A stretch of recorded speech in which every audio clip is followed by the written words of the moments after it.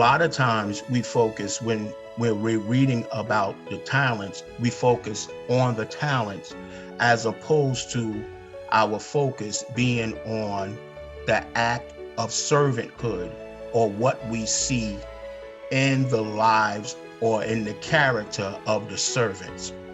As we're looking at the servants, there was one that was given 1 talent. There was one that was given 2 talents. There was one that was given 5 talents. And they all had a job to do. In Genesis chapter 24, it starts off in verse 2.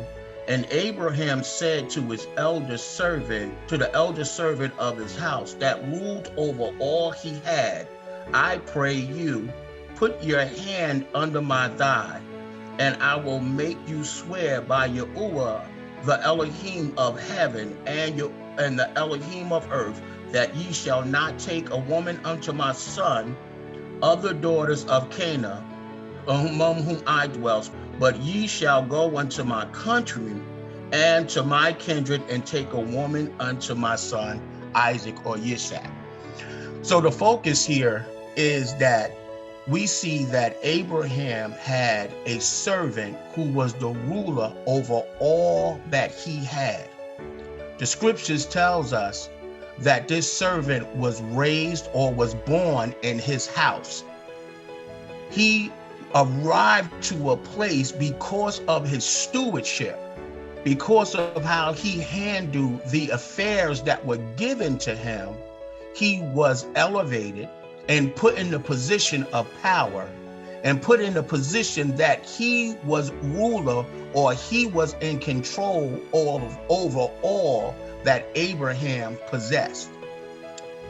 When we look at the servants here in Matthew's the 25th chapter, we see 1 went and 2 went and did what they were asked to do. 1 did not go and do what he was told to do, and he was considered, or they were considered, an unprofitable servant, because they did not do what they were commanded. When we look at the role of a servant, do we question whether we are truly servants of the Most High Yah? Meaning, do we still have our own agenda that we follow through with, or are we, as servants of the Most High, going about the Father's business and doing what we are commanded to do? As a servant, what you desire, what you want to do, what you think is right is not of importance. As a servant, your desire and your job and what you look to do is to please your master. Are we desiring to be pleasing to our master and be a good servant with the things that has been placed under our responsibility? Even though Isaac was the servant's master, he had control over him, because Abraham said, do not take my son into the land to go get his wife. So that meant that he was still subject to him. In the book of Galatians, we're told that even though a son is a son and he's an heir, he's under tutors, he's under those that have rule over him until he reaches a certain age. In our time of training and preparation and being prepared to do the things that Yah has for us, are we obedient to those who have rule over us, who watch for our soul, who know what is ahead of us? Do we listen to our imams and elders the way that servants should? Do we listen to our parents the way that servants should? What we're looking at here in Bereshit, in the 24th chapter, we find a servant that was happy about his service and happy serving Yahuwah, and went about doing those things that he was commanded to do, not just by doing them because he was told, but had joy in doing them. How did he arrive at a place where he was? The scriptures tell us that he was raised in the house of Abraham.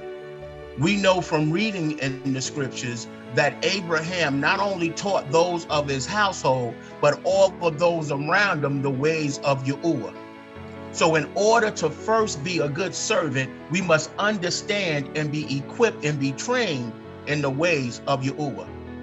As we go on in this 24th chapter of Bereshit, we find the second thing was that at every instance that he could, he blessed the name of Yahuwah for meeting his needs and doing those things that he had asked for him to do. So we find that a true servant of the Most High is appreciative of the things that Yah does. Looking back at Matthew's the 25th chapter, the servant that knew his master and made a decision to do his own thing, what he wanted to do was considered unprofitable. The question, are you a profitable or unprofitable servant? Because as opposed to doing the will of Yah, you choose to do your own thing, knowing how Yah feels about those who disobey.